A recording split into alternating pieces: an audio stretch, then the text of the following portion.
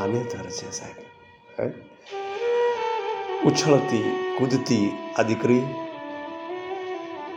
પરિવારનું એક પંખી છે સાહેબ. પણ સાહેબ દીકરીનો જન્મ થાય નાની નાની એના પગ અને પપ્પાના ખોળામાં બરાબર સાસુમાં આ દીકરીને મૂકે, પપ્પા જોઈને એવા હશે, ફૂલ ગુલાબી જેવી આ દીકરી,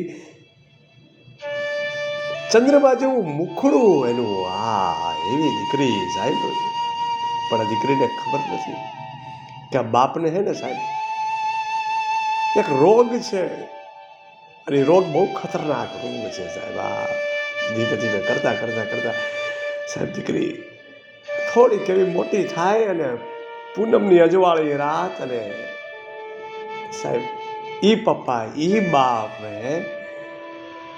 કે જેના ખભે બેહીને હજી તો પીપરમેટ લેવા જવાની હતી, ત્યાં બાપ સ્વર્ગના ધામમાં પોગી જાય.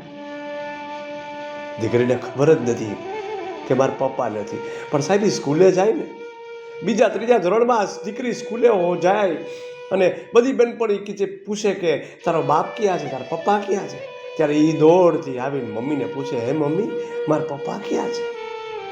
મમ્મી શું જવાબ દે સાહેબ? મમ્મી કે પપ્પા છે ને એ ઈશ્વરભાઈ પાસે ગયા છે.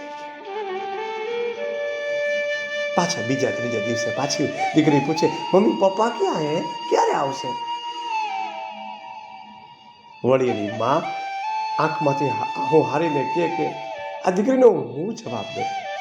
બેટા એ હવે કોઈ દિવસ નહીં આવે, પપ્પા છે ને ઈશ્વર પાસે ગયા. આમ કરતાં કરતાં દીકરી મોટી થાય, દીકરીના લગ્ન લેવાય, બરાબર મંડપ ઉપર બધાય બેઠા હોય ને દીકરીની વચ્ચે દીકરીનો સૌભાગ્યવતીના આશીર્વાદ આપવા માટે કાકા મામા ફઈ ફુવા બધાય આવે સાહેબ.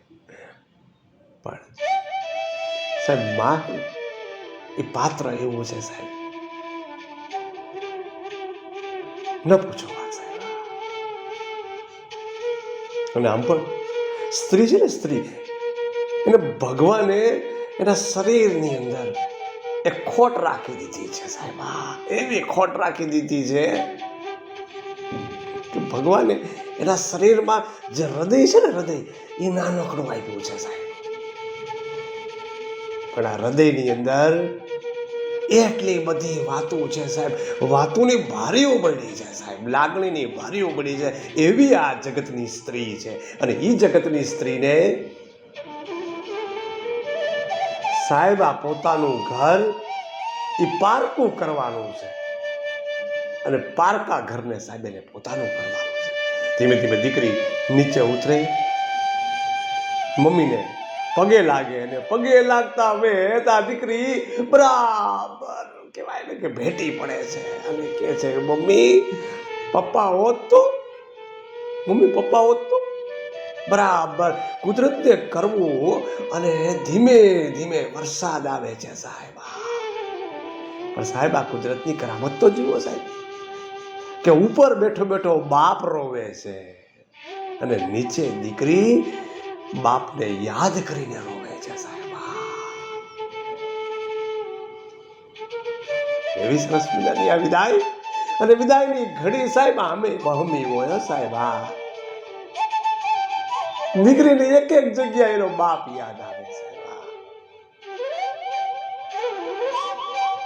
સરસ મજાની વિદાય તમારા સમક્ષ રજૂ કરનાર યતીન પંડ્યા.